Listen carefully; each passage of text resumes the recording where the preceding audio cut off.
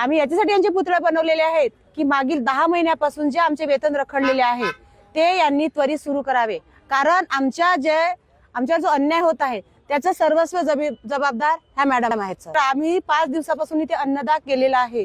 छोटे छोटे 5 महिन्याचे बाळ घेऊन इथे लेडीज होते सर दुपारपर्यंत, आणि प्रेग्नेंट लेडीज होत्या सर 8व्या-9व्या महिन्याच्या सुद्धा। वयस्कर लेडीज आहेत आमच्या याच्यामध्ये, ज्यांचं ह्या शालार्थी प्रकरणामुळे वेतन रखडलेलं आहे। यामध्ये आम्हाला 632 शिक्षकांना घोळल्या जात आहे आणि गेल्या 10 महिन्यापासून सर्वांचे पगार बंद आहे। बऱ्याच जणांचे लहान मुलं बाळ शिक्षणाच्या फीज आहेत, घराचे लोन आहेत, त्यानंतर LIC चे प्रीमियम आहेत, बँकांचे असे अनेक हे आहे की आजच्या घडीमध्ये लहान बाळांना आमच्या दूध पाजायला सुद्धा आमच्याकडे जे पैसे उपलब्ध नाही। आमच्याकडे लहान मुलांचे विचारलेल्या प्रश्नाचे उत्तर आमच्याकडे नाही आहेत आजच्या घडीला।